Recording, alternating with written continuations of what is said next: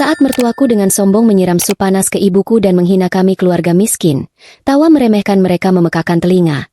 Mereka tidak sadar ancaman tenang ibuku. Aku akan hancurkan bisnismu dan anakmu. Adalah hitungan mundur menuju kehancuran total. Sebelum kita mulai lebih lanjut, yuk, tekan tombol suka, serta tombol subscribe agar tidak ketinggalan kisah menarik lainnya. Dan jangan lupa absen asal kota Bapak Ibu di kolom komentar. Semoga rezeki kita semua dilancarkan, kesehatan kita diberkahi, dan keluarga kita selalu harmonis dalam lindungannya. Amin. Rumah ini selalu terasa dingin, meskipun di tengah hari yang terik, seolah kehangatan sengaja diusir oleh kekayaan yang berlebihan. Aku berdiri di dapur marmer yang luas, membantu Mbok Nah menata meja makan dengan piring-piring mahal, piring yang terasa asing di tanganku. Aku adalah menantu di keluarga ini, menikah dengan Yuda, putra tunggal keluarga Wiryawan, keluarga yang punya segalanya, kecuali tata krama, rupanya. Hari itu, suasana makan siang tegang luar biasa. Ayah dan ibu mertua, bapak dan ibu Wiryawan, duduk di ujung meja seolah mereka adalah raja dan ratu, sementara aku dan Yuda duduk di samping. Di seberangku, duduk ibu kandungku. Namanya Rima. Ia datang dari kota kami yang sederhana, mengenakan batik kesayangannya yang sudah agak usang, kontras dengan perabot dan pakaian sutra yang melingkupi ruangan ini. Aku bisa merasakan tatapan menilai dari ibu mertua, ibu Wiryawan, sejak ibu masuk tadi. Tatapan yang selalu membuatku merasa kotor. Kenapa kursinya harus ditaruh di sana? Kursi itu kan dekat jendela. Nanti panas. Tamu harus nyaman, kata ibu mertua dengan suara yang sengaja dikeraskan. Matanya melirik tajam ke arah ibuku. Aku tahu itu sindiran. Ibuku tidak pernah dianggap tamu terhormat di rumah ini. Yuda, suamiku, seperti biasa, pura-pura sibuk dengan ponselnya. Kalau disuruh memilih antara ibunya dan aku, dia akan memilih ponselnya. Begitulah suamiku. Ibuku hanya tersenyum tipis, senyum yang selalu menenangkan. Tidak apa-apa, Bu. Saya malah senang dekat jendela, bisa lihat pohon. Di tempat kami, pemandangan begini sudah mewah. Jawab ibu, suaranya lembut, tanpa sedikit pun nada menantang, tapi justru itu yang membuat ibu mertua makin gerah. Perjamuan dimulai dengan keheningan canggung yang diselingi suara dentingan sendok perak yang mahal. Ibu mertua membahas soal bisnis suaminya dan Yuda, bisnis yang katanya sangat sukses di bidang perminyakan. Jujur, aku tidak pernah mengerti detailnya. Yuda hanya bilang mereka mengelola distribusi bahan bakar minyak, dan itu menghasilkan uang yang tak terhingga. Ibu mertua terus memamerkan anting berlian barunya, bercerita tentang liburan mewah ke luar negeri, seolah aku dan ibu adalah murid yang wajib mendengarkan kehebatannya. Yah, begitulah. Kalau sudah punya bisnis besar, uang itu seperti air yang mengalir. Enak sekali rasanya kalau tidak perlu pusing-pusing memikirkan uang bulanan, ujar ibu mertua, lalu menoleh padaku. Kamu harusnya bersyukur, Nak, dapat Yuda. Kalau tidak, mungkin kamu masih hidup susah, ya? Hatiku mencelos, tetapi ini bukan hal baru. Aku sudah terbiasa dengan perkataan pahit semacam itu. Yang menyakitkan adalah Yuda hanya diam, bahkan terkadang mengangguk setuju dengan perkataan ibunya, seolah dia tidak peduli perasaanku. Aku menoleh ke ibuku, yang masih terlihat tenang, sibuk menyeruput kuah sup ayam. Tiba-tiba, ibu mertua bangkit dari kursinya. Ia mengambil mangkuk sup panas di depannya, berjalan mengitariku, dan berhenti tepat di samping ibuku. Aku tidak sempat bereaksi. Semuanya terjadi begitu cepat. Ini supnya enak sekali, tapi kayaknya kurang hangat.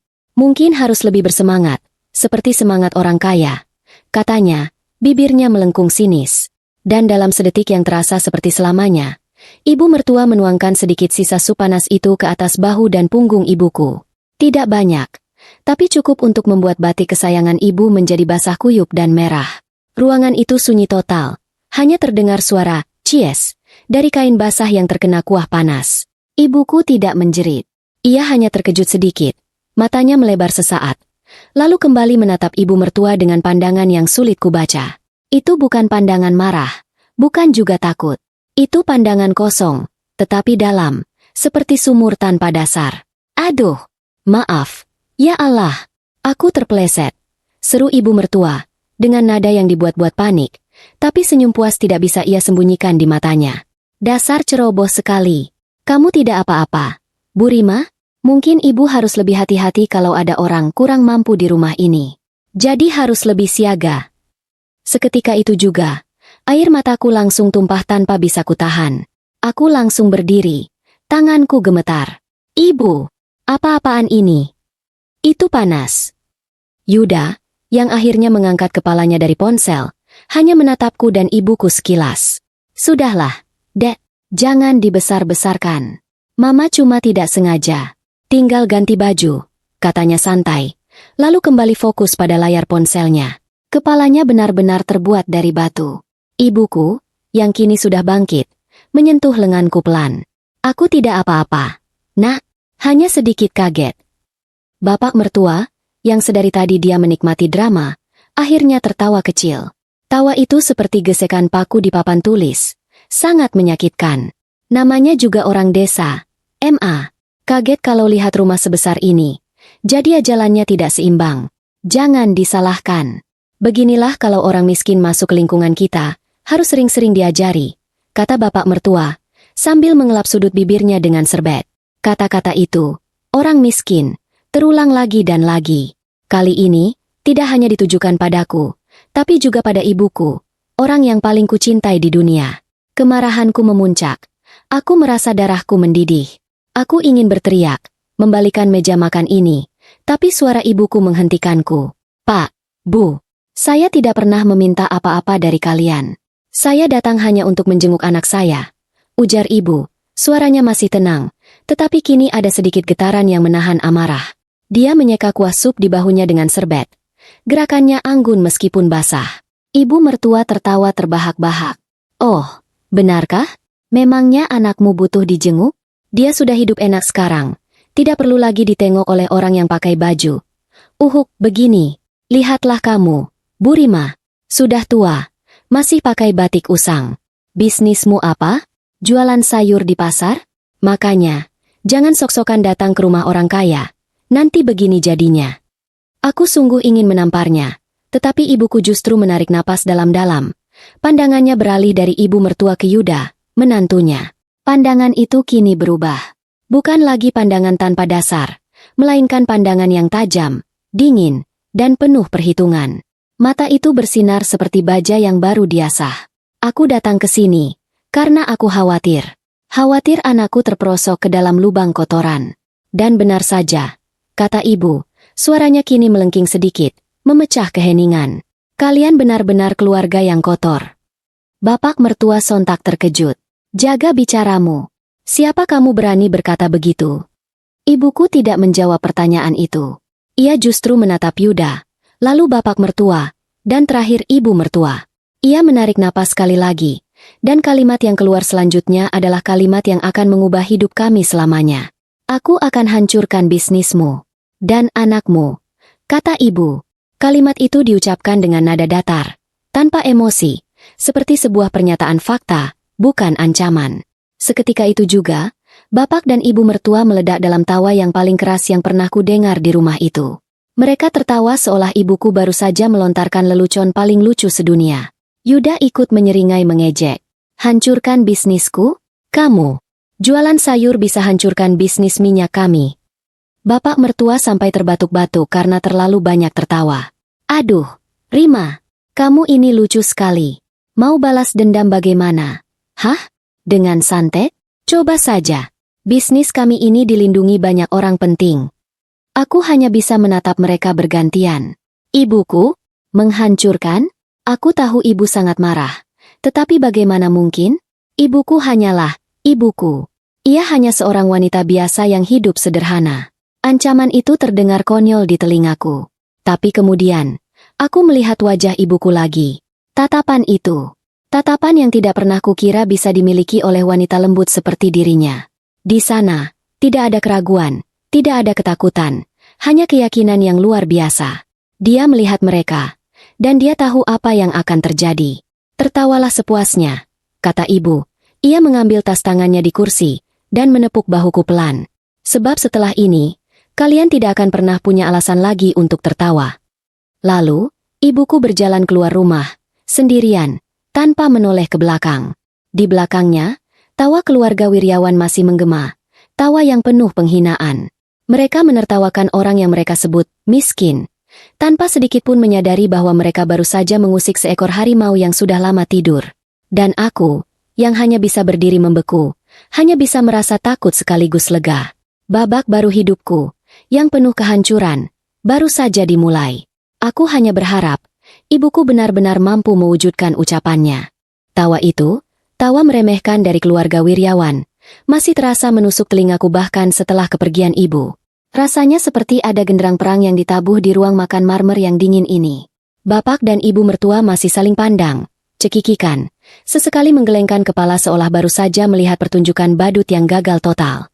Yuda, suamiku, masih di dunianya sendiri, tergelak kecil sambil menggulir layar ponselnya, sesekali melontarkan komentar sinis. Hebat juga si ibu itu. Berani mengancam, kata Yuda, nadanya penuh ejekan. Kupikir dia akan menangis atau minta maaf karena sudah ceroboh. Aku menatapnya tajam. Hatiku hancur berkeping-keping melihat reaksinya. Ini bukan lagi tentang Supanas. Ini tentang harga diri dan loyalitas. Dua hal yang rupanya tidak ada dalam kamus suamiku. Dia bukan si ibu itu. Yuda, dia ibuku. Dan kamu tega melihat ibumu diperlakukan seperti itu?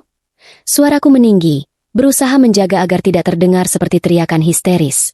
Bapak mertua meletakkan serbetnya dengan suara tut yang keras di atas meja. Hei, jaga nada bicaramu. Menantu, kamu pikir kamu di mana? Kami sudah memberimu kehidupan enak. Jangan kurang ajar. Dia menunjukku dengan garpu praknya. Garpu yang harganya mungkin setara dengan gaji bulanan ibuku. Kehidupan enak apa? Hinaan setiap hari? Balasku, air mata sudah mengering, berganti dengan api kemarahan. Kalian memperlakukanku dan keluargaku seperti sampah. Hanya karena kalian punya uang, kalian merasa bisa menginjak-injak siapa saja. Ibu mertua mendekatiku. Wajahnya memerah, bukan karena marah, tapi karena puas bisa melihatku marah. Oh, jadi sekarang kamu berani melawan? Baru tahu ya, kalau uang itu segalanya. Nak, uang yang membuat kami dihormati, uang yang membuat kami bisa membeli orang-orang seperti kamu. Ia menyentuh daguku dengan jari yang dihiasi berlian, gerakan yang sangat merendahkan. Aku menepis tangannya kasar. Kalian tidak bisa membeli harga diri, Bu. Harga diri. Ibu mertua tertawa lagi, tawa yang menusuk tulang. Harga dirimu sudah lunas kami bayar saat kamu setuju menikah dengan Yuda. Kalian itu dari keluarga yang punya hutang budi pada kami. Jangan lupa itu. Kamu dan ibumu itu hanya pion kecil di papan catur kami. Yuda akhirnya bangkit. Aku sempat berharap dia akan membelaku. Namun, harapanku sia-sia. Dia berdiri di samping ibunya, mengapitku di tengah-tengah dua Wiryawan yang sombong itu. Dengarkan Mama. Dek, jangan mimpi aneh-aneh. Ibumu itu sudah pikun. Hancurkan bisnisku. Yuda memutar bola matanya malas. Itu hanya omong kosong. Bisnis ini sudah berjalan puluhan tahun, dilindungi petinggi-petinggi di Jakarta. Ibumu mau mengancam pakai apa? Bambu runcing. Ia lalu tertawa terbahak-bahak, dan aku merasa perutku mual. Suami macam apa dia ini? Kenapa kamu harus ikut-ikutan menghina ibuku? Tanyaku lirih. Lebih sakit hati pada Yuda daripada pada mertuaku. Karena itu fakta. Daripada kamu membela dia, mending kamu urusi dia agar jangan bicara sembarangan. Nanti kalau ada masalah, kamu sendiri yang repot. Lagi pula, dia yang salah. Datang ke sini seperti pengemis. Jawab Yuda, tanpa sedikit pun rasa bersalah. Pikiranku langsung teringat ekspresi ibu. Ekspresi yang bukan marah biasa, melainkan seperti seseorang yang baru saja mengaktifkan tombol peledak jarak jauh.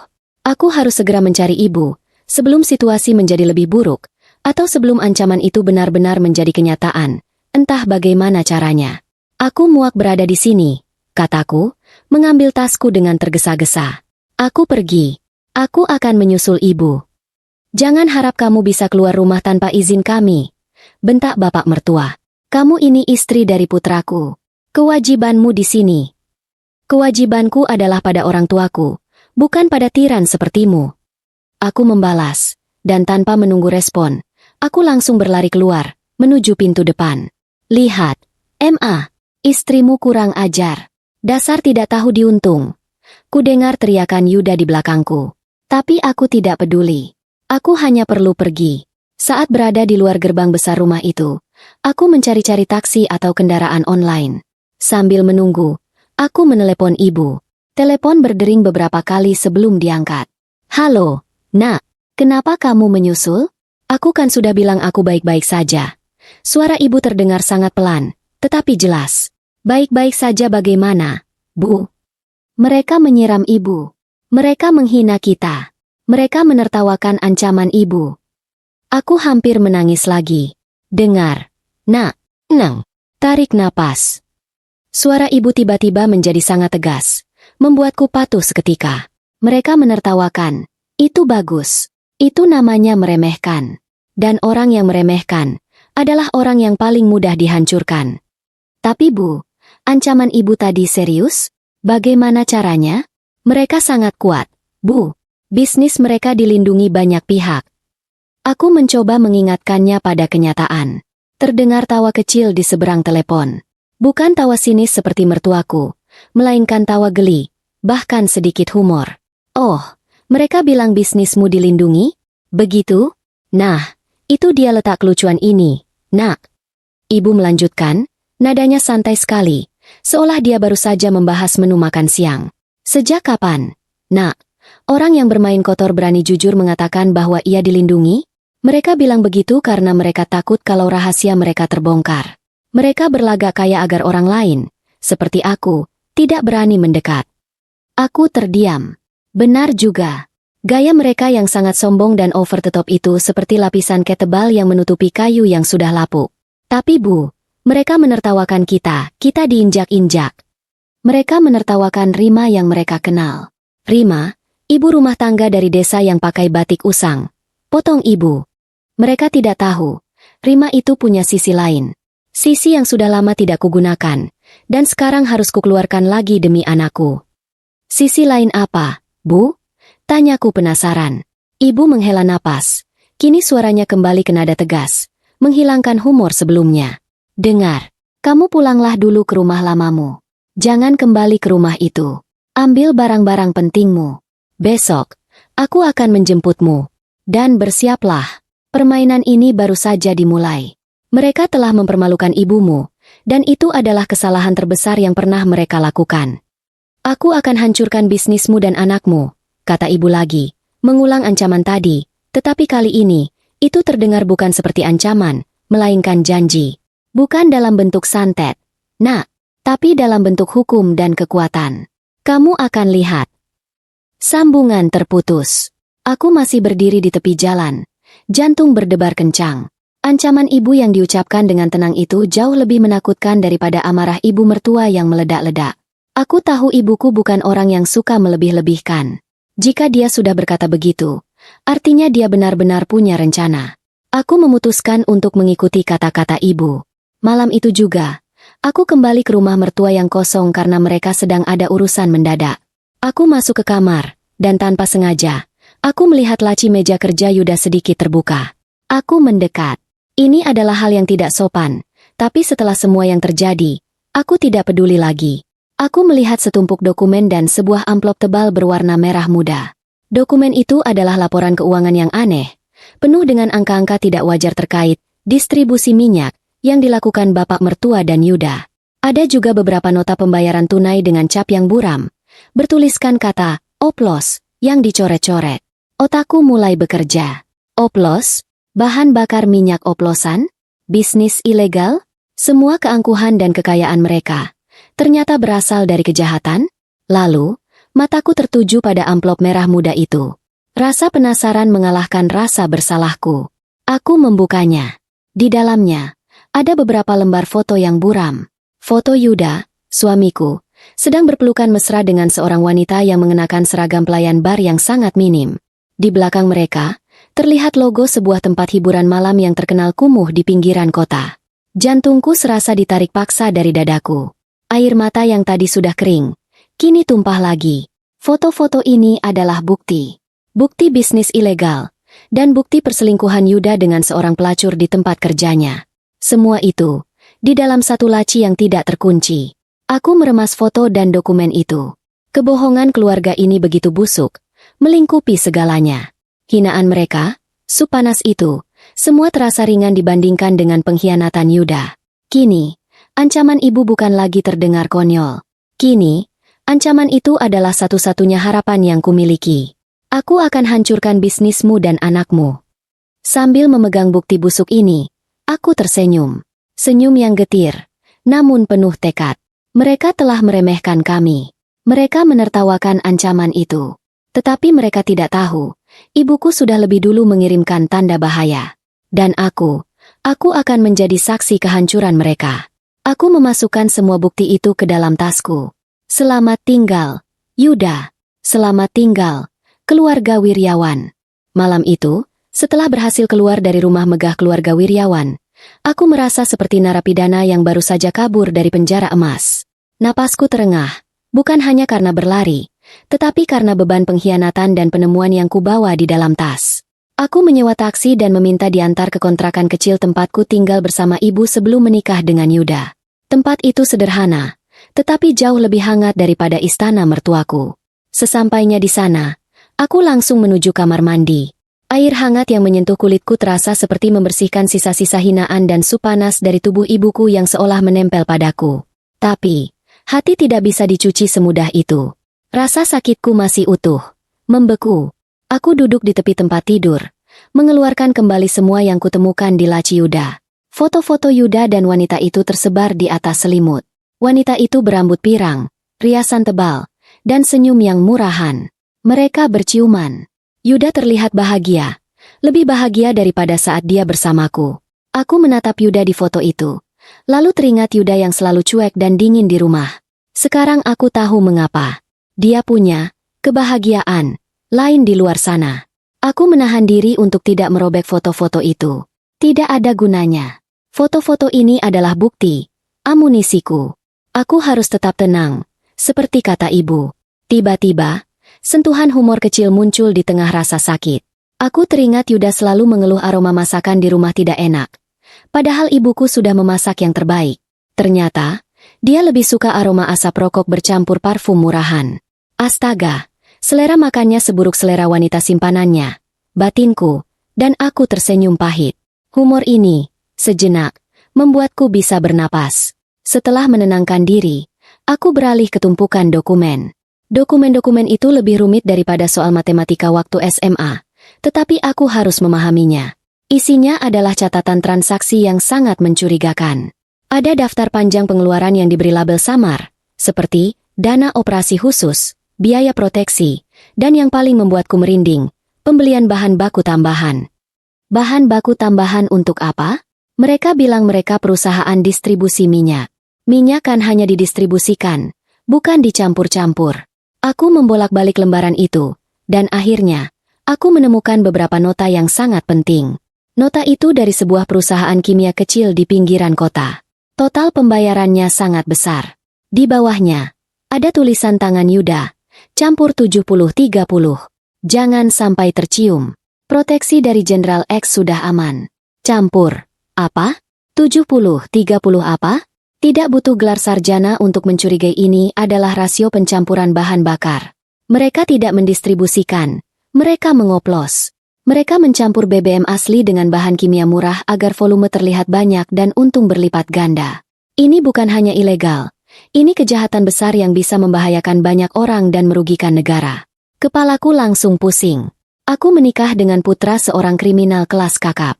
Semua kekayaan, kemewahan, dan keangkuhan mereka ternyata dibangun di atas kebohongan yang sangat berbahaya. Dan aku, selama ini, hidup dari uang haram. Aku merasa jijik pada diriku sendiri. Tapi jauh di lubuk hati, aku lega. Lega karena kekayaan mereka bukan murni. Lega karena kesombongan mereka punya kelemahan fatal. Ancaman ibuku bukan lagi sekadar omong kosong. Itu adalah janji pembalasan yang punya dasar kuat. Aku segera menelepon ibu. Kali ini aku tidak perlu bertanya kabar. Aku harus menceritakan penemuanku. Ibu, aku sudah temukan. Bisnis mereka oplosan, Bu. BBM oplosan. Dan Yuda dia selingkuh dengan pelacur. Bu, kataku, suaraku bergetar antara marah dan lega. Ibu hanya diam sejenak di seberang telepon. Aku tahu tentang perselingkuhan itu. Nak, dan aku juga sudah mencurigai bisnis kotor mereka. Tapi aku butuh bukti fisik. Kamu sudah memilikinya sekarang? Ya, Bu. Foto-foto dan dokumen transaksi yang sangat mencurigakan. Ada tulisan tangan Yuda tentang rasio pencampuran. Kataku, mencoba terdengar seprofesional mungkin, padahal hatiku masih terasa sakit. Bagus. Kamu sudah melakukan tugas pertamamu dengan baik, kata ibu. Nadanya kini penuh kebanggaan. Sekarang, yang harus kamu lakukan adalah menyalin semua dokumen itu. Simpan aslinya di tempat paling aman. Paling rahasia. Jangan di rumah kontrakanmu ini. Aku akan menyimpannya di bank, Bu. Usulku. Jangan. Bank bisa diakses. Simpan di tempat yang hanya kamu dan aku yang tahu. Tempat yang tidak pernah terpikirkan oleh siapapun, jawab ibu. Ada nada misterius dalam suaranya yang membuatku merinding. Aku menoleh ke sekitar kamar. Tempat rahasia apa? Di bawah kasur? Terlalu klise. Lalu, mataku tertuju pada patung keramik kecil berbentuk kura-kura yang selalu dibawa ibu kemana-mana. Patung itu hadiah dari ayahku sebelum beliau meninggal. Patung itu kosong di dalamnya. Aku akan menyimpannya di dalam patung kura-kura hadiah ayah. Bu, kataku. Terdengar suara tawa kecil ibu. Tawa yang kali ini benar-benar lucu. Oh, kura-kura? Selalu kura-kura. Ya, nak. Lambat. Tapi ngenyot. Istilah untuk mengambil segalanya. Ide bagus. Cepat simpan. Jangan sampai ada yang tahu. Kapan ibu akan menjemputku, Bu? Besok pagi, setelah matahari terbit. Aku akan sampai di sana. Berkemaslah. Kita akan pergi ke suatu tempat. Tempat di mana kita akan menyusun rencana, dan tempat di mana kamu akan tahu siapa sebenarnya ibumu yang miskin. Ini, janji ibu. Aku menutup telepon, lalu memasukkan semua bukti, termasuk foto-foto menyakitkan itu, ke dalam gulungan kecil dan menyimpannya di dalam patung kura-kura keramik. Kini, patung kecil yang tidak berarti itu adalah bom waktu yang siap meledakkan kemegahan palsu keluarga Wiryawan. Aku berbaring, mencoba tidur, tetapi tidak bisa. Aku hanya bisa memandang langit-langit kamar. Aku teringat lagi tawa bapak mertua, tawa Yuda. Mereka pikir aku dan ibu hanya wanita lemah yang bisa mereka injak-injak. Mereka akan menyesal telah menertawakan orang yang mereka sebut miskin. Mereka akan menyesal telah membangun kekayaan di atas minyak oplosan dan hati yang busuk. Dan mereka akan sangat menyesal telah membuat ibuku marah. Besok, aku akan bertemu ibu, dan aku tahu, hidupku tidak akan pernah sama lagi. Malam itu terasa panjang, diselimuti oleh kecurigaan, pengkhianatan, dan janji pembalasan yang menggelora. Aku tidak bisa tidur. Setiap kali aku memejamkan mata, aku melihat dua bayangan. Wajah Yuda yang tersenyum mesra dengan wanita lain, dan wajah ibu mertua yang puas saat kuas panas itu mengenai bahu ibu. Tapi yang paling kuat adalah bayangan wajah ibuku saat ia mengucapkan kalimat kutukan itu. Aku akan hancurkan bisnismu dan anakmu. Aku tahu, jauh di dalam lubuk hati, ibuku bukan wanita biasa.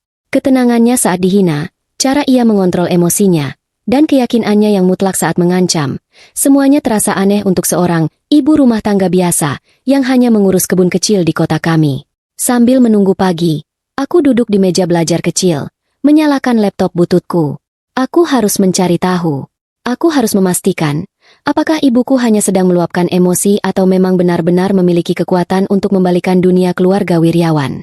Aku membuka mesin pencari. Langkah pertama, aku mengetik nama lengkap ibu, Rima Anindita. Hasil pencarian pertama sangat standar. Foto-foto pernikahan ayah dan ibu, beberapa unggahan dari teman-teman lama di media sosial yang menunjukkan aktivitas kumpul arisan, dan beberapa komentar tentang betapa pandainya ibu membuat kue lapis. Semuanya sangat normal, bahkan membosankan. Tidak mungkin. Orang biasa tidak akan punya keyakinan sekuat itu. Gumamku pada diri sendiri. Aku mencoba mencari menggunakan nama belakang. Keluarga Anindita. Hasilnya lebih menarik. Nama keluarga Anindita sering muncul dalam berita-berita lama, terkait dengan militer dan kepemimpinan. Tapi tidak ada nama ibu di sana. Aku mengganti strategi. Aku mencari foto lama ibu. Aku ingat ayah pernah bilang, ibu dulu sangat aktif sebelum bertemu dengannya. Tapi ayah tidak pernah menceritakan detailnya. Aku menemukan sebuah foto yang diunggah di forum komunitas purnawirawan tentara yang sudah lama tidak aktif. Foto itu buram, tetapi aku yakin itu ibu. Ibu, sekitar usia 25 tahun, mengenakan seragam hijau tua, sedang berdiri tegak di depan sebuah barak militer, dikelilingi oleh para pria berseragam. Wajahnya yang muda terlihat sangat serius, memegang sebuah map besar, seolah dia adalah komandan mereka. Aku membaca komentar di bawah foto itu. Komentar-komentar itu ditulis dengan bahasa yang penuh hormat, menggunakan istilah-istilah militer yang sama sekali tidak kuketahui. Salut, Komandan Rima. Semoga kenangan di Batalion 7 tetap abadi. Siapa sangka wajah selembut itu adalah salah satu otak di balik manuver pembersihan di perbatasan. Hormat. Setelah pensiun dini, Komandan Rima benar-benar menghilang. Tidak ada yang tahu keberadaannya. Hebat sekali bisa hidup damai. Mataku terbelalak. Komandan? Batalion? Manuver pembersihan? Ini bukan ibu yang ku kenal. Ibuku adalah wanita yang panik jika ada kecoa di dapur. Ibuku adalah wanita yang hanya bicara tentang harga cabai dan bumbu dapur. Aku mencoba mencari lagi dengan kata kunci yang baru. Rima Anindita Komandan. Kali ini, aku menemukan sebuah artikel pendek yang sangat samar, dari majalah berita tahun 90-an. Artikel itu membahas tentang pembentukan Unit Operasi Khusus Bayangan, sebuah satuan elit yang dibentuk secara rahasia untuk menangani misi-misi yang tidak bisa diakses oleh militer resmi. Dan di baris terakhir artikel yang buram itu, tertulis, dipimpin oleh seorang wanita muda yang sangat cerdas dan kejam, dijuluki Kura-Kura Besi. Kura-Kura Besi. Aku langsung teringat panggilan ibu tadi. Oh, kura-kura? Selalu kura-kura. Ya, nak. Dan patung keramik kura-kura tempat aku menyembunyikan semua bukti. Semua teka-teki itu mulai menyatu, membuatku merasa ngeri sekaligus bangga. Ibuku, wanita yang tenang itu, dulunya adalah pemimpin pasukan bersenjata rahasia. Tentu saja dia tahu bagaimana menghancurkan bisnis ilegal Wiryawan. Bisnis oplosan BBM itu pasti terlihat seperti permainan anak-anak di mata seorang mantan komandan militer. Aku tertawa sendiri, tawa yang sedikit histeris. Astaga, MA, kamu ini memang lucu sekali. Menyembunyikan komandan pasukan khusus di balik nama ibu rumah tangga. Tawa ini adalah humor yang muncul dari ketidakpercayaan. Aku merasa konyol karena selama ini mengira ibuku adalah wanita yang lemah. Aku kembali menatap foto buram itu. Kekuatan militer, koneksi, taktik, semuanya ada di tangan ibu. Kini aku mengerti mengapa bapak mertua dan Yuda menertawakan ancaman itu. Mereka menertawakan seorang ibu rumah tangga. Tapi yang mereka ancam adalah kura-kura besi. Aku menutup laptop. Rasa takutku terhadap mertua hilang tak bersisa, digantikan oleh rasa gentar yang berbeda. Gentar pada kekuatan ibuku. Jika beliau bisa memimpin operasi militer rahasia, maka menghancurkan bisnis oplosan BBM hanyalah rutinitas pagi. Saat fajar mulai menyingsing, aku mendengar suara klakson mobil. Suara klakson yang aneh, tidak seperti mobil biasa. Aku melongok keluar jendela.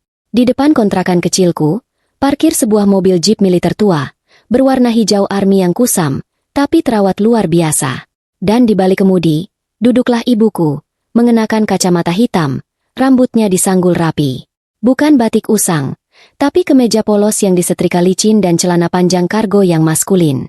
Ibu melambaikan tangan, senyumnya tidak terlihat di balik kacamata, tetapi aku tahu dia sedang tersenyum. Aku meraih tas ranselku yang berisi pakaian seadanya dan patung kura-kura keramik yang berharga. Aku berlari keluar, menuju mobil jeep itu. Siap, Komandan? Tanyaku, memberanikan diri menggunakan istilah yang baru ku ketahui. Ibu membuka pintu mobil.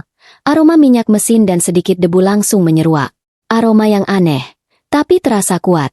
Aku bukan lagi komandan. Nak, aku sekarang hanya ibumu. Jawabnya. Suaranya kembali ke nada lembut yang ku kenal. Tapi kemudian, ia tersenyum miring. Tapi, untuk urusan penghancuran ini, kamu bisa panggil aku apa saja. Termasuk kura-kura besi. Aku tertawa kecil, melompat ke kursi penumpang. Aku siap. Aku sudah menemukan siapa ibuku. Dan aku tahu, drama keluarga yang akan kami hadapi jauh lebih besar daripada sekadar sup panas dan hinaan. Kami sedang menuju medan perang. Pagi itu, mobil jeep hijau tua yang dikemudikan ibu melaju kencang, meninggalkan kebisingan kota yang sombong dan berlimpah kemewahan palsu. Kami tidak menuju ke rumah lama kami. Kami melaju ke arah yang tidak pernah kukunjungi, daerah pinggiran yang dikelilingi hutan pinus dan perkebunan tua. Aku duduk diam di sebelah ibu, menikmati ketenangan yang sudah lama hilang. Aku menatap profil wajah ibu. Tidak ada lagi kerutan khawatir. Tidak ada lagi ekspresi pasrah yang biasa kulihat selama ini. Yang ada hanya ketegasan dan fokus, seperti mata seorang pilot yang siap menerbangkan pesawat. Kenapa ibu menyembunyikan semua ini selama bertahun-tahun? Tanyaku, memecah keheningan. Semua tentang Komandan Rima dan kura-kura besi itu. Ibu melirikku sekilas. Sudut bibirnya sedikit terangkat. Ayahmu yang memintaku. Nak, dia bilang, aku sudah terlalu lama hidup dalam bahaya. Dia ingin aku merasakan bagaimana rasanya menjadi wanita biasa, hidup normal, mengurus keluarga. Dia bilang, keberanian terbesar adalah menjadi orang biasa. Dan aku menuruti permintaannya. Tapi sekarang, ayah sudah tiada. Dan, orang biasa, ini diinjak-injak oleh orang yang tidak tahu diri. Kataku, mencoba menyembunyikan rasa marahku. Tepat, jawab ibu. Nadanya berubah serius. Kura-kura ini sudah bangun dari tidur panjangnya. Dan seperti yang kubilang, mereka menertawakan orang yang salah. Kami berbelok ke jalan setapak yang sempit. Hampir tidak terlihat. Jalan itu berlubang dan ditutupi ilalang tebal. Aku mulai ragu. Bu, kita mau kemana? Ini kan tengah hutan. Tanyaku sedikit cemas. Aku mulai membayangkan twist cerita horor. Jangan-jangan ibuku mau menjalankan hukuman rahasia. Ibu tertawa. Tawa humor yang renyah dan santai. Tenang, nak. Aku bukan mau menjualmu ke dukun atau menyembunyikanmu di pondok angker. Toh, kalaupun ada dukun, pasti dia yang takut melihat tampang ibumu ini. Aku ikut tertawa. Ketegangan sedikit mencair. Baiklah, aku percaya dengan mantan Komandan Rima. Beberapa menit kemudian, di ujung jalan setapak, kami sampai di depan sebuah pabrik tua yang tampak ditinggalkan. Jendelanya pecah, dindingnya berlumut, dan gerbang besinya berkarat. Suasana yang sangat sepi dan terpencil. Markas? Tanyaku tak percaya. Ini lebih mirip sarang hantu. Ibu hanya tersenyum misterius. Ia mematikan mesin mobil, meraih tasnya, dan berjalan menuju gerbang. Ia mengetuk gerbang besi itu dengan pola ketukan yang aneh. 3 cepat, 2 lambat, 1 cepat. Tiba-tiba, gerbang besi itu bergeser ke samping, bukan dari depan, melainkan dari samping. Gerbang itu ternyata hanya kamuflase. Di baliknya, muncul terowongan beton yang gelap, dijaga oleh 2 orang pria berbadan besar, berpakaian sipil biasa, tetapi dengan tatapan mata yang sangat tajam dan siaga. Kedua pria itu langsung berdiri tegap, memberikan hormat militer yang sempurna kepada ibu. Selamat datang kembali, Ketua. Seru mereka serempak. Suara mereka penuh kekaguman. Ketua. Jadi, ibuku bukan hanya komandan, dia adalah ketua. Ketua pasukan bersenjata rahasia. Siapkan rapat. Aku membawa anakku. Dan bersihkan gudang lama. Aku butuh peta. Perintah ibu. Suaranya kini dingin, seperti suara pemimpin yang sudah lama absen. Kami berjalan melewati terowongan itu. Setelah melewati lorong panjang, kami sampai di sebuah ruangan besar yang dulunya mungkin adalah ruang penyimpanan pabrik. Tapi kini, ruangan itu adalah markas teknologi tinggi, penuh dengan layar monitor, komputer canggih, peta digital, dan orang-orang yang sibuk bekerja dengan headphone di telinga. Ini adalah markas yang nyata. Jauh lebih rapi dan canggih daripada kantor Yuda yang sok modern. Ini sungguhan, Bu? Tanyaku. Mulutku terbuka lebar. Ibu meletakkan tangannya di bahuku. Selamat datang, Nak. Ini adalah markas Satuan Bayangan. Unit rahasia yang ayahmu bantu dirikan. Aku adalah ketuanya. Kami bergerak di bawah radar, menangani masalah yang terlalu kotor atau terlalu sensitif untuk diurus oleh institusi resmi. Aku masih tercengang, mencerna informasi yang luar biasa ini. Semua kekayaan dan kesombongan keluarga Wiryawan tiba-tiba terasa sekecil debu. Mereka menertawakanmu, Bu. Mereka menertawakan ketua pasukan bersenjata rahasia. Kataku, kini tawa humor itu muncul dari rasa kemenangan dan ironi. Itulah indahnya. Mereka tidak tahu betapa kuatnya orang miskin ini. Balas ibu, tersenyum bangga. Sekarang, berikan tasmu. Kita akan mulai bekerja. Aku harus menunjukkan pada pasukanku bukti yang akan menghancurkan kekaisaran Wiryawan. Aku menyerahkan tas ranselku. Ibu membawaku ke meja pertemuan besar di tengah ruangan, di mana sekitar 10 orang, termasuk 2 orang yang menyambut kami di gerbang, sudah berkumpul, menunggu dengan ekspresi serius. Mereka semua menatapku, menantu dari keluarga yang baru saja menghina ketua mereka. Perkenalkan, kata ibu, menunjukku. Ini adalah putriku, yang baru saja dipermalukan. Dan suaminya, putra dari keluarga Wiryawan, adalah pengkhianat dan penjahat. Bisnis mereka, distribusi minyak, hanyalah kedok untuk operasi oplosan BBM ilegal. Wajah para anggota pasukan itu langsung mengeras. Mereka menatapku dengan simpati, tapi mata mereka penuh tekad untuk bertindak. Aku tidak hanya akan membalas perlakuan mereka. Aku akan menegakkan hukum. Kalian sudah dengar janji yang kuucapkan di sana, kata ibu, suaranya bergema di ruangan itu. Aku akan hancurkan bisnisnya dan anak kandungnya. Kita akan bergerak dalam 48 jam. Ibu kemudian mengeluarkan patung kura-kura keramik dari tasnya, memecahkannya di atas meja, suara kreteknya memecah keheningan, dan mengeluarkan gulungan dokumen dan foto-foto pengkhianatan Yuda. Ini bukti fisiknya. Minyak oplosan, nota fiktif, dan selingkuhan. Semuanya ada di sini, kata ibu. Salah satu anggota pasukan, seorang wanita berambut pendek yang terlihat cerdas, langsung mengambil dokumen itu dan mulai memotretnya dengan kamera resolusi tinggi. Kita akan menyebar tim intelijen untuk memetakan gudang oplosan mereka, Bu Ketua.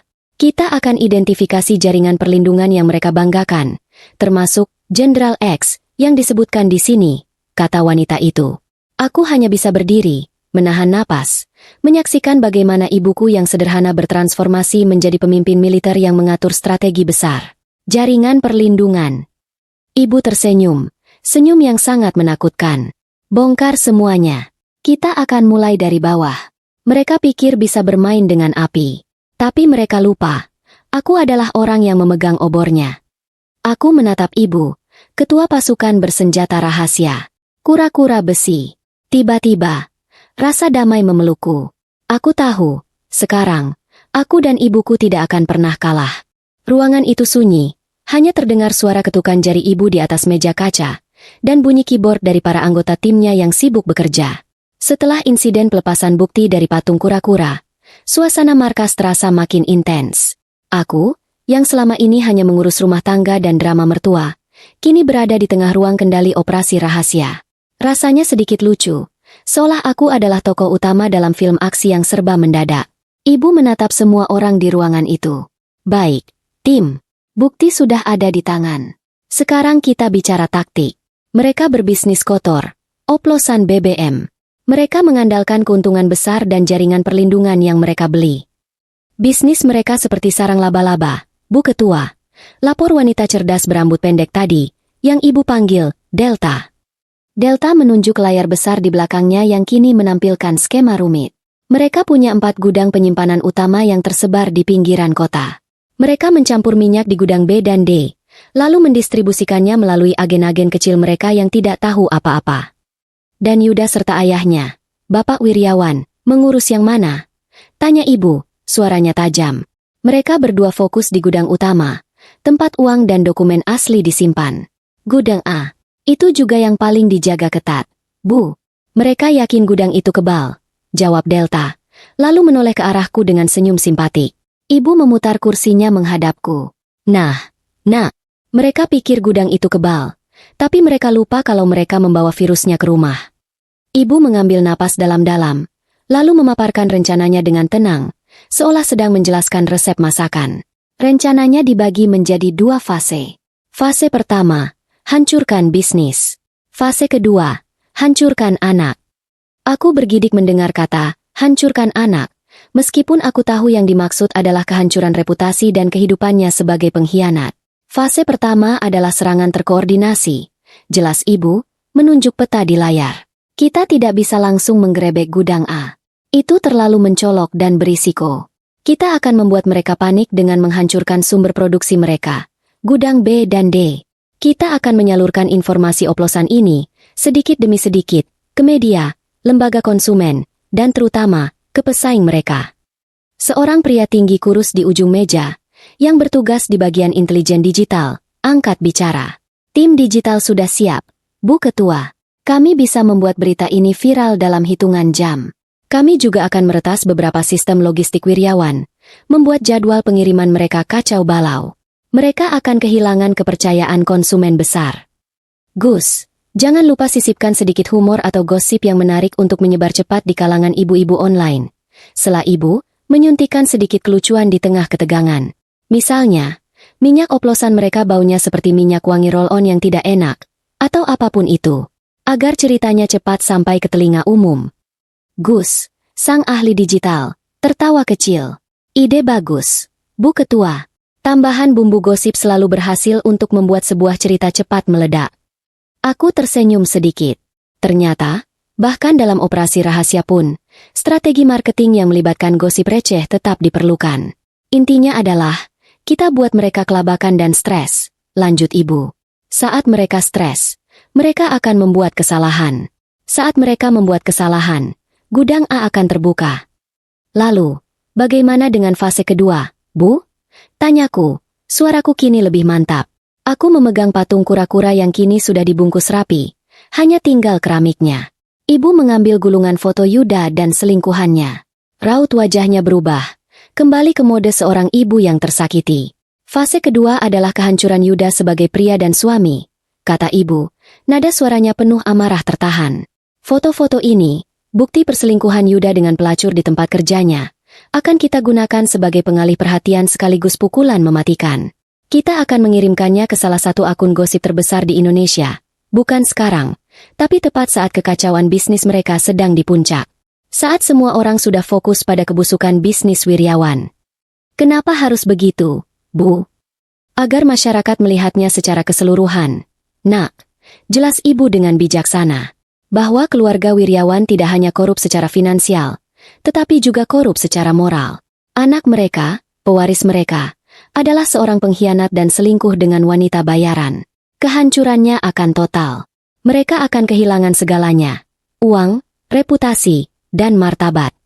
Dan aku, tanyaku, kamu akan mengajukan gugatan cerai di saat yang sama. Nah, dengan semua bukti ini, kamu akan keluar sebagai korban, dan kamu akan mendapatkan semua yang kamu butuhkan untuk hidup mandiri. Kamu akan memutus rantai kotoran ini. Janji Ibu, menatapku dengan penuh kasih sayang. Rencana itu sempurna, terkoordinasi, mematikan, dan memanfaatkan setiap kelemahan keluarga Wiryawan. Bukan hanya menghukum kejahatan, tetapi juga menghukum kesombongan dan keangkuhan mereka. Siapkan tim Alfa dan Beta. Tim Alfa fokus pada gangguan logistik dan keuangan. Tim Beta fokus pada penyebaran intelijen oplosan BBM di pasar gelap dan media. Perintah Ibu, suaranya menutup sesi perencanaan. Dan kalian semua, Ibu menatap pasukannya dengan pandangan yang membuatku kagum. Ingat, mereka menertawakan kami. Mereka menyiram sup panas ke ibuku. Sekarang, kita akan menyiram mereka dengan minyak oplosan mereka sendiri. Operasi dimulai besok subuh. Aku merasa adrenalin mengalir di nadiku. Aku tidak lagi merasa seperti menantu yang terhina. Aku adalah bagian dari tim, bagian dari pembalasan dendam yang adil. Aku hanya bisa berharap, Yuda dan mertuaku sudah menyiapkan mental mereka. Sebab kura-kura besi sudah meletakkan kaki depannya di medan perang. Suasana di markas satuan bayangan tegang, tetapi teratur. Seperti jam yang baru saja dilumasi oli mahal. Aku duduk di sudut ruang kendali, meminum kopi instan yang rasanya seperti cairan baterai, sementara layar-layar besar di depanku menunjukkan live feed dari berbagai titik di pinggiran kota. Jam menunjukkan pukul 3 pagi. Waktu terbaik untuk memulai operasi, saat para penjahat merasa paling aman. Ibuku, yang kini benar-benar terlihat seperti kura-kura besi yang kuceritakan, berdiri di depan, memancarkan aura kepemimpinan yang dingin. Ia mengenakan headset dan berbicara dengan nada pelan dan tegas, memberikan instruksi terakhir kepada tim di lapangan. Alfa 1, konfirmasi posisi di gudang B Beta 2. Pastikan pintu belakang gudang D sudah dikunci dari luar. Ingat, tidak ada kekerasan, hanya penutupan operasi. Buat panik. Perintah Ibu. Aku melihat di salah satu layar, tim Alfa, yang berisi para ahli operasional lapangan, dengan cepat dan senyap mendekati gudang B. Gudang itu adalah tempat mereka mencampur bahan kimia busuk dengan minyak asli. Nak, lihat di sana. Ibu menunjuk layar lain yang menampilkan citra termal gudang B. Mereka sedang mencampur minyaknya. Mereka pikir di pagi buta ini tidak ada yang mengawasi. Kita akan memberi mereka kejutan yang tak terlupakan. Tiba-tiba, tim di lapangan mulai bergerak. Mereka tidak mendobrak. Mereka justru menyabotase panel listrik utama dari luar, membuat seluruh gudang itu gelap total. Kemudian, mereka menyebarkan pamflet tebal dan transparan yang berisi tulisan besar. Minyak oplosan. Dijual oleh Wiryawan Group. Kualitas pembunuh mesin. Mereka panik. Bu Ketua. Lapor Delta dari sisi ruangan. Suaranya kegirangan. Di layar, terlihat beberapa pria bayangan yang panik mencari senter, sementara pamflet-pamflet itu berhamburan di udara, tertiup angin buatan dari kipas besar yang dipasang tim Alpha. Lanjutkan. Gus, aktifkan fase digital sekarang. Perintah Ibu. Gus, sang ahli digital, mengangguk penuh semangat. Dalam hitungan detik, semua sistem logistik Wiryawan di seluruh Jabodetabek akan menerima notifikasi error massal. Semua jadwal pengiriman akan dibatalkan otomatis. Dan kami sudah menyebar gosip pertama di media sosial. Pemilik Wiryawan Group kepergok di luar negeri, panik karena minyaknya bau seperti cairan pel lantai. Aku tersenyum puas. Itu adalah sentuhan humor yang sempurna. Cepat, merusak reputasi, dan mudah dipercaya oleh netizen. Kenapa Bapak Mertua dan Yuda tidak ada di gudang-gudang itu? Tanyaku pada ibu. Aku penasaran, apakah mereka bisa merasakan kehancuran ini? Mereka ada di rumah, Nak, atau mungkin di gudang A, yang menurut mereka paling aman. Mereka bukan pekerja lapangan. Mereka hanya otak yang mengatur dari jauh. Jawab ibu, sambil menunjuk ke layar lain yang menampilkan GPS pelacak yang dipasang tim kami pada mobil Yuda beberapa hari lalu. Mobilnya terparkir rapi di rumah. 1 jam kemudian, kekacauan meluas. Gudang B dan D lumpuh total. Pesaing bisnis Wiryawan mulai menyerang pasar dengan isu minyak oplosan. Pemberitaan media sosial meledak, terutama setelah gosip tentang cairan pel lantai itu menyebar cepat. Bu Ketua, Bapak Wiryawan baru saja keluar dari rumah. Panik. Dia menuju gudang A. Lapor Delta. Target sudah bergerak. Siapkan tim Gamma. Perintah Ibu. Suaranya makin dingin. Tim Gamma adalah tim operasional utama, yang selama ini hanya menunggu perintah. Aku menelan ludah. Tim Gamma akan melakukan apa, Bu? Pengepungan. Nak, gudang A bukan hanya gudang. Itu adalah ruang kontrol mereka. Tempat mereka menyimpan semua uang, dokumen asli, dan koneksi busuk mereka. Kita tidak akan menghancurkannya. Kita akan menyegelnya. Jelas Ibu. Aku melihat Ibu meraih sebuah walkie-talkie dan berbicara langsung dengan komandan tim Gamma, seorang pria bernama Bima. Bima, kalian sudah di posisi. Lakukan pengepungan. Posisikan semua kendaraan di jalur masuk utama dan jalur belakang. Buat Wiryawan merasa seperti tikus yang terperangkap di dalam kaleng. Instruksi Ibu. Di layar, aku melihat konvoi mobil tim Gamma yang awalnya tersembunyi di balik bangunan-bangunan kosong, kini bergerak cepat, memblokir semua akses ke gudang A. Mereka tidak memakai seragam militer, hanya pakaian hitam-hitam, tetapi gerakan mereka sangat terkoordinasi dan cepat. Bapak Wiryawan, yang baru saja tiba di gudang A, terlihat kaget dan langsung berteriak pada para penjaga gudang. Ia mencoba menelepon, tetapi ponselnya tampaknya tidak mendapat sinyal. Sistem komunikasi mereka sudah kita jamming. Bu Ketua, mereka buta dan tuli, kata Gus. Saat Bapak Wiryawan berusaha kabur melalui gerbang belakang, ia berhadapan langsung dengan 2 mobil tim Gamma. Mobil itu memotong jalurnya, memaksa Bapak Wiryawan dan sopirnya untuk mundur kembali ke dalam gudang. Dia sudah terjebak. Sekarang, kita tunggu Yuda, kata Ibu, puas. Kami tidak perlu menunggu lama. Pukul 6 pagi, Yuda, yang pasti sudah terbangun oleh telepon histeris ayahnya, melaju kencang ke gudang A. Ia terperangkap di tengah pengepungan yang sama. Mobilnya dikunci di antara 2 mobil tim Gamma. Yuda terlihat sangat marah. Ia keluar dari mobilnya, berteriak-teriak, menendang mobil tim Gamma. Ia mencoba membuka gerbang gudang A, tetapi salah satu anggota tim Gamma langsung menghampirinya. Maaf, Pak Yuda, area ini sedang ditutup. Ada masalah teknis, kata anggota tim Gamma itu dengan sopan, tetapi tubuhnya yang besar menjadi tembok yang tak bisa ditembus. Masalah teknis apa? Minggir, kalian ini siapa? Aku akan panggil polisi, teriak Yuda, wajahnya merah padam. Aku melihat adegan itu di layar dan teringat saat dia diam saja melihat ibuku dihina. Kini, dia panik. Pria yang selama ini kupikir kuat, ternyata hanyalah anak manja yang panik saat kekayaannya terancam. Humor itu kembali muncul, memberiku kekuatan. Saatnya untuk tampil, Nak, kata ibu, menoleh ke arahku. Tapi Bu, aku tidak pandai berkelahi, seruku. Tidak perlu berkelahi. Kamu hanya perlu bicara. Bicara dari hati ke hati, dari suami ke istri. Tenang, Bima akan memegang kendali keamanan. Ambil walkie-talkie ini. Ini adalah mikrofon langsung di lokasi, dipasang di telinga Bima. instruksi ibu. Aku menelan ludah, gugup luar biasa. Aku akan menghadapi Yuda secara langsung, di tengah pengepungan militer rahasia. Bima, beri aku celah agar Walkie-Talkie ini bisa bicara langsung ke Yuda. Tidak ada yang boleh menyentuhnya, tapi dia harus mendengarku. Perintah ibu. Walkie-Talkie berbunyi. Suara Bima terdengar jelas. Siap. Ketua. Anggota tim sudah memegang kendali penuh. Kami akan mendekatkan Walkie-Talkie ke Yuda. Aku mengambil napas panjang, memegang alat komunikasi itu dengan tangan gemetar. Di layar, aku melihat Bima perlahan mendekatkan walkie-talkie kecil itu ke telinga Yuda yang sedang berteriak-teriak. Yuda? Suaraku terdengar keras dan jelas, memenuhi keheningan yang tiba-tiba melanda gudang A. Yuda langsung berhenti berteriak. Ia terkejut, mencari-cari sumber suara. Siapa itu? Nadia. Kamu di mana? Ini apa-apaan?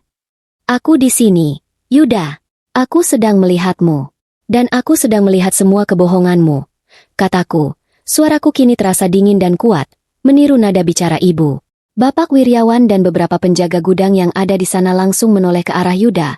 Keheranan. Kamu terlibat dengan ini. Kamu yang mengkhianati kami. Kamu yang melaporkan bisnis ayah? Teriak Yuda, antara marah dan tidak percaya. Aku melaporkan? Aku hanya menantu dari keluarga miskin yang kalian hina, Yuda. Balasku, menusuk telinganya dengan kata-kata yang pernah dilontarkan mertuaku. Kalian menertawakan ibuku saat dia mengancam. Kalian pikir kalian bisa menginjak-injak kami. Kalian salah besar, Yuda. Kalian berbisnis kotor. Kalian mencampur BBM. Dan yang lebih kotor lagi, kamu selingkuh dengan wanita bayaran.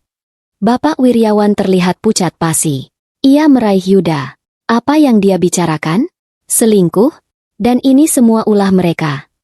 Ya, ayah. Semua ini ulah wanita miskin yang kamu hina dengan supanas itu.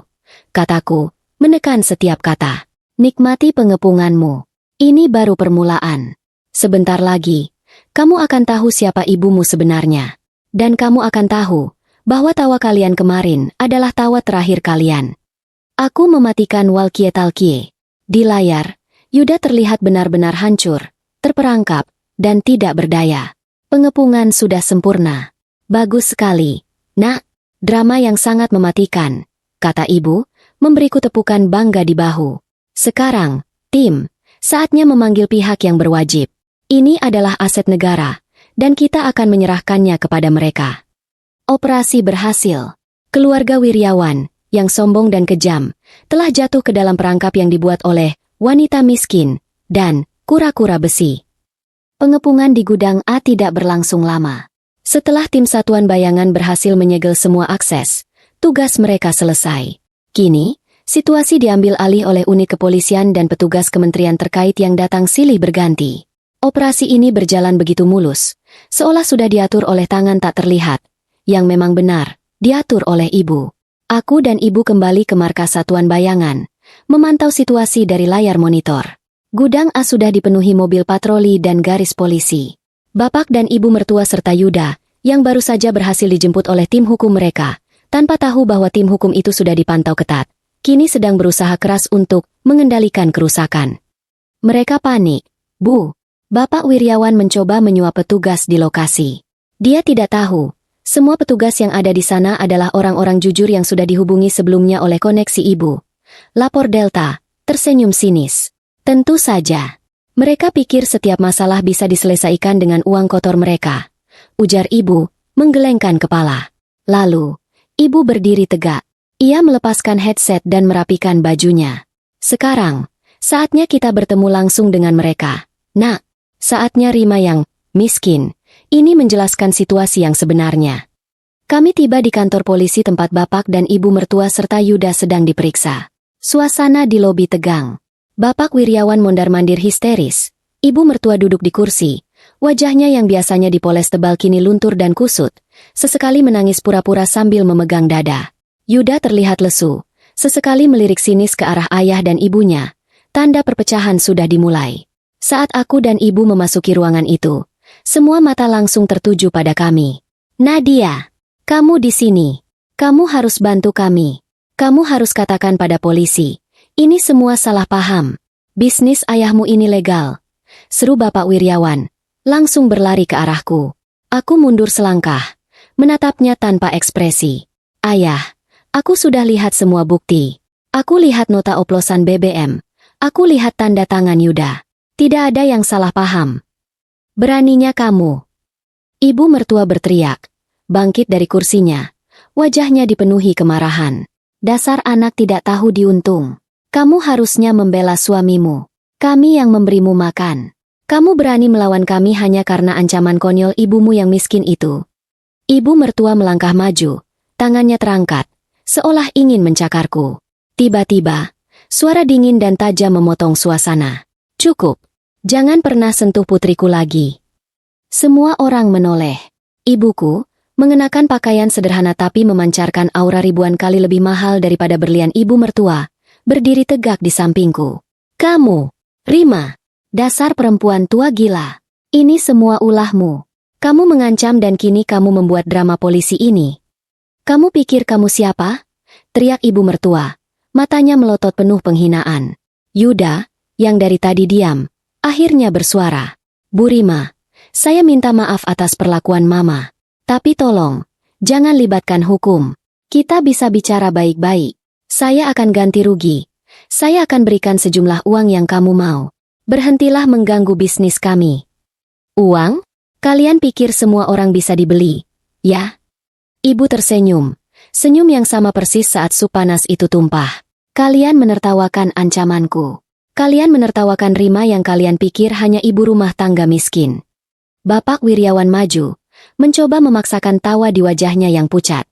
Memangnya kamu siapa? Ketua RT? Ketua pengajian? Tunjukkan padaku siapa kamu. Mata ibu menyipit. Ia tidak mengatakan apa-apa. Ia hanya mengeluarkan sebuah kartu identitas dari dompetnya dan melemparkannya ke atas meja pemeriksaan. Kartu itu mendarat di depan Bapak Wiryawan, menciptakan suara tap yang tegas. Bapak Wiryawan mengambil kartu itu dengan angkuh, tetapi saat membaca isinya, wajahnya langsung membeku. Ibu mertua dan Yuda ikut mendekat, mengintip. Beberapa detik keheningan melanda ruangan itu. Aku tidak bisa melihat isi kartu itu, tetapi reaksi mereka sudah cukup menjawab segalanya. Bapak Wiryawan yang tadinya angkuh, kini gemetar hebat.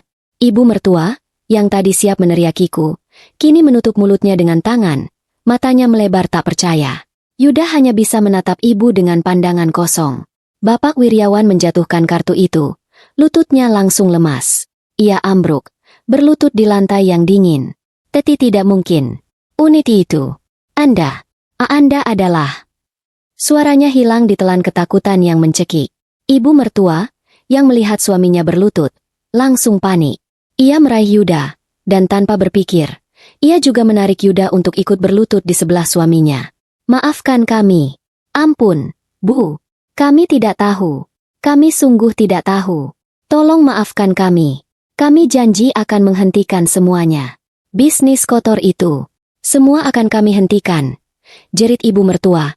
Kini tangisnya nyata, bukan pura-pura. Mereka berlutut di kaki ibu. Keluarga yang tadinya sombong kini merangkak ketakutan di hadapan wanita yang mereka sebut miskin. Aku melihat pemandangan itu, dan tiba-tiba, semua rasa sakitku terobati. Sup panas, hinaan, perselingkuhan Yuda, semuanya terbayar lunas dalam adegan perlututan yang memalukan ini. Ibuku menatap mereka bertiga yang bersujud. Wajahnya sama sekali tidak menunjukkan kemenangan atau kesombongan, hanya sebuah ketenangan yang menakutkan. Aku bukan lagi ketua RT atau ketua pengajian, Bapak Wiryawan, kata ibu, suaranya pelan tapi menusuk. Aku adalah orang yang punya koneksi ke seluruh jajaran keamanan negara ini. Dan aku adalah ketua dari satuan bayangan yang tugasnya melumpuhkan kejahatan besar yang kalian lakukan. Kalian pikir kalian kuat. Padahal kalian hanyalah sekelompok pengoplos kotor yang bersembunyi di balik kekayaan palsu. Yuda mengangkat wajahnya yang basah oleh keringat dan air mata, menatapku. Nadia, tolong. Kita kan suami istri. Bilang pada ibumu, tolong lepaskan kami. Suami istri? Kamu lupa. Yuda, aku hanyalah menantu yang harga dirinya sudah kamu bayar lunas. Balasku, mengutip kata-kata ibuku mertua. Ibu menatap Yuda dengan pandangan yang penuh penghinaan. Anakku tidak akan berbicara dengan pengkhianat. Kamu sudah selingkuh. Kamu berbisnis kotor. Kamu sudah mencoreng nama baik keluargamu sendiri. Dan kamu menghina orang yang ternyata bisa menghancurkanmu dalam sehari. Ibu membungkuk sedikit, mengambil kartu identitasnya di lantai. Perlututan kalian tidak ada artinya bagiku, kecuali sebagai tontonan yang lucu. Kalian tidak meminta maaf atas kejahatan kalian pada masyarakat. Kalian hanya takut di penjara. Petugas. Ibu berbalik, suaranya lantang. Lanjutkan proses hukum. Semua bukti sudah lengkap, termasuk rekaman pengakuan mereka yang berlutut ini. Mereka adalah penjahat yang merugikan negara. Tidak ada keringanan hukuman. Keputusan sudah final. Bapak dan ibu mertua menjerit histeris, memohon ampun dengan suara serak. Yuda hanya bisa menunduk, menangis dalam diam. Mereka benar-benar ketakutan. Mereka berlutut dan memohon ampun sampai ketakutan, tanpa tahu siapa ibuku sebenarnya. Aku memegang tangan ibu. Tangannya hangat dan kuat. Kami berjalan keluar dari ruangan itu, meninggalkan teriakan histeris dan penyesalan yang terlambat. Tawa mereka sudah berakhir, Nak, kata ibu, tersenyum kecil saat kami meninggalkan kantor polisi. Sekarang, giliran kita yang memulai hidup baru, tanpa bayang-bayang kekotoran mereka. Setelah adegan perlututan yang memalukan itu, aku dan ibu kembali ke markas Satuan Bayangan, meninggalkan keluarga Wiryawan untuk menghadapi proses hukum yang tak terhindarkan. Aku merasa kosong, tetapi ada rasa lega yang luar biasa. Semalam saja, hidupku sudah berputar 180 derajat. Ibuku langsung kembali ke ruang kendali. Ia tidak berlarut-larut dalam euforia kemenangan. Baginya, itu hanyalah penyelesaian masalah yang perlu ditangani. Gus, waktunya fase 2, perintah ibu, menatap ahli digital yang sedari tadi sudah siap di depan komputernya. Seluruh berita tentang kejahatan oplosan Wiryawan sudah meledak. Sekarang, kita beri mereka bumbu penyedap yang mematikan secara moral. Gus tersenyum lebar. Siap, Bu Ketua. Akun gosip online terbesar di Indonesia sudah menerima kiriman anonim, berisi foto-foto dan detail perselingkuhan Yuda dengan pelacur di tempat kerjanya. Saya juga menyertakan beberapa tangkapan layar percakapan Yuda dengan wanita itu. Aku menyerahkan semua foto dan screenshot yang aku temukan di laci Yuda. Tangan Yuda yang menulis rasio oplosan BBM, kini menjadi tangan yang dicerca karena mengirim pesan mesra pada wanita lain. Ironis sekali. Pastikan berita ini berantai, Gus. Targetnya bukan hanya netizen, tapi juga relasi bisnis Wiryawan. Dan yang paling penting, semua ibu-ibu sosialita yang selama ini berteman dengan ibu mertua. Mereka harus tahu, anak kesayangan mereka adalah pengkhianat moral. Instruksi ibu, nadanya kini penuh perhitungan strategis. Beberapa menit kemudian, telepon ibu mertua, bapak mertua, dan Yuda pasti berdering tanpa henti. Berita itu meledak lebih cepat dari bom waktu yang sudah kami tanam. Aku melihat layar digital Gus yang menampilkan trending topik di media sosial. Judul-judulnya sangat provokatif. Pewaris Wiryawan oplos BBM dan juga oplos hati, diduga selingkuh dengan wanita bayaran. Dan skandal ganda keluarga Wiryawan, harta haram dan nafsu kotor. Ini adalah pukulan telak yang membuat reputasi mereka tidak bisa diselamatkan lagi, kata Delta, sambil menepuk bahu ibu. Kejahatan finansial bisa dimaafkan dengan hukuman, tetapi pengkhianatan moral akan dikenang selamanya, terutama di kalangan sosialita. Aku melihat foto-foto Yuda yang dipajang di layar. Foto yang pernah membuatku menangis semalaman, kini menjadi senjata paling mematikan. Kenapa harus dengan pelacur di tempat kerjanya, Bu? Tanyaku lirih. Itu adalah pertanyaan yang masih mengganggu. Ibu menatapku, matanya melembut. Karena itu menunjukkan seberapa rendah dirinya Yuda. Nak, dia punya istri, dia punya kekayaan, tapi dia mencari kesenangan murahan di tempat yang kotor. Itu menunjukkan karakter aslinya. Dia adalah pria yang tidak bisa menghargai wanita dan uang. Dan lagi, Nak, ibu tersenyum, humor khasnya muncul di tengah situasi serius. Kalau selingkuhannya seorang sosialita cantik, ceritanya mungkin akan jadi drama romantis. Tapi kalau dengan wanita bayaran di tempat kotor, itu namanya skandal sampah. Dan skandal sampah lebih cepat jadi gosip panas. Kamu mengerti? Aku tersenyum sedikit. Ibuku memang ahli strategi, baik di medan perang maupun di medan gosip. Kini, semua mata di markas Satuan Bayangan tertuju padaku. Aku adalah istri yang dikhianati, putri dari komandan yang ditertawakan, dan saksi kunci kejahatan. Nadia, ini saatnya kamu bergerak, kata ibu. Kita sudah menghancurkan bisnis mereka dan mempermalukan anak mereka. Sekarang, Saatnya kamu menyelamatkan dirimu sendiri. Aku sudah menyiapkan pengacara terbaik. Hari ini juga, kita ajukan gugatan cerai. Aku mengangguk, tanpa keraguan sedikit pun. Tidak ada lagi cinta, hanya ada rasa jijik dan ingin bebas. Pengacara sudah menunggu di luar. Tapi sebelum kamu pergi, ada satu hal lagi yang harus kamu ketahui, nak, kata ibu, menarikku ke sudut ruangan. Ibu memegang tanganku erat. Semua ini tidak hanya tentang balas dendam. Ini adalah tentang mengembalikan harga dirimu. Mereka bilang kamu miskin. Mereka bilang kamu tidak berharga. Sekarang, dunia tahu, kamu adalah satu-satunya yang bersih dari keluarga Wiryawan. Saat kamu mengajukan cerai, kamu harus meminta hakmu. Kamu berhak atas sebagian harta Gonogini, meskipun harta itu diperoleh dari uang haram. Gunakan uang itu untuk memulai hidup barumu. Uang itu adalah bayaran atas semua hinaan dan pengkhianatan yang kamu terima, kata ibu. Aku melihat ketulusan di mata ibu. Dia tidak pernah mengajarkanku untuk serakah, tapi dia mengajarkanku untuk mendapatkan apa yang menjadi hakku. Aku mengambil napas terakhir sebagai Nadia, istri Yuda Wiryawan. Ketika aku melangkah keluar dari markas Satuan Bayangan, aku adalah wanita yang berbeda. Di luar, pengacara sudah menungguku. Kami langsung menuju pengadilan agama. Semua bukti sudah di tangan. Bukti kejahatan oplosan BBM, bukti kekayaan haram, dan yang paling utama, bukti perselingkuhan yang sudah menjadi viral. Yuda dan keluarganya, yang saat itu sedang diinterogasi intensif di kantor polisi, terpaksa harus menghadapi panggilan pengadilan dalam kondisi terpuruk. Ketika hakim membaca gugatan cerai, yang menyertakan foto-foto Yuda di tempat kotor bersama wanita lain, seluruh ruangan menjadi gempar. Yuda yang kusut dan lelah, hanya bisa menunduk malu. Wajahnya tidak lagi menunjukkan kesombongan, hanya penyesalan dan kehancuran.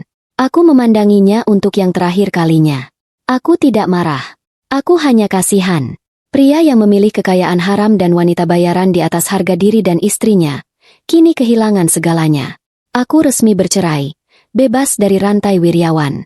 Penderitaanku sudah berakhir, dan pembalasanku sudah tuntas. Semua terjadi di hadapan mereka yang dulu meremehkan dan menertawakan kami. Setelah resmi bercerai, sebuah babak baru dalam hidupku terbuka dengan terang benderang. Aku meninggalkan gedung pengadilan dengan kepala tegak.